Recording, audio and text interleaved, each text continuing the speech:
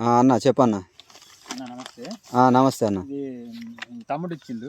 నేనే ఇచ్చిన అన్నది. ఈ తమ్ముడు ఇచ్చిండు. మా గ్రోతింగ్ మాత్రం బాగా వచ్చింది. అదే అన్న. ఫెర్టిలైజర్ మాత్రం బాగా పనిచేసింది. ఓకే అన్న. మళ్ళీ దీనికి నెల రోజులు తేడా అన్న. ఈ సొప్ప నీకంటే ముందు వేసారు.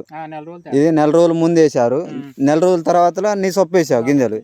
దానికి దీనికి డిఫరెన్స్ ఏముందంటే బాగా వచ్చింది. దీని మీద ఇది క్రాస్ చేసింది.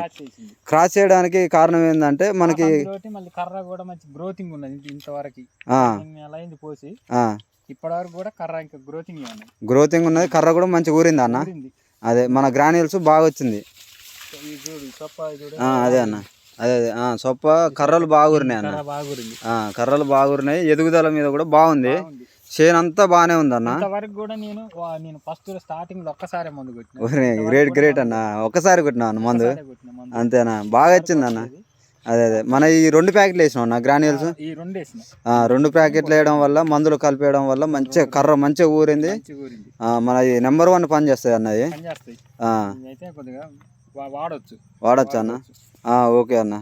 ఇది ఫస్ట్ కాల ఇది నెల రోజులు ముందు వేసారు. నీకంటే నెల రోజులు ముందు వెనకైంది. అయినా కానీ నీది అయినా చూస్తే ఒకటేసారి వేసినట్టున్నది. కానీ నెల రోజులు డిఫరెన్స్ అయినా కానీ బాగా వచ్చింది. అంటే మన గ్రాన్యూల్స్ వేయడం వల్ల ఎంత బెనిఫిట్ ఉందంటే బాగుంది. అంటే ఒకటేసారి స్ప్రే చేసిండ్రు. మీ పక్క చేనే వాళ్ళు మ్యాక్సిమం ఒక 3-4 టైమ్స్ స్ప్రే చేసి ఉంటుంది. అదే అదే నేను ఒకటేసారి చేసినాక ఇదిలు పెట్టా. మళ్ళీ గ్రోతింగ్ ఉన్నది. అదే మంచి సైజ్ వచ్చింది. వస్తుంది అన్న. బాగుంది అయితే. దీనివైతే వాడొచ్చు. ఓకే గ్రోతింగ్ మాత్రం బాగుంటది. అదే అదే వాడుకోవచ్చు రైతు. ప్రతి పంటకి వాడుకోవాలన్న. వాడుకోవడం వల్ల దాని వల్ల ఉపయోగాలు ఏంటంటే కింద మనకి వేరు వేస్త పోసుకుంటుంది. భూమి గుళ్ళతనం అవుతుంది. అట్లా అన్నట్టు. థ్యాంక్ యూ అన్న. Thank you. ఓకే అన్న.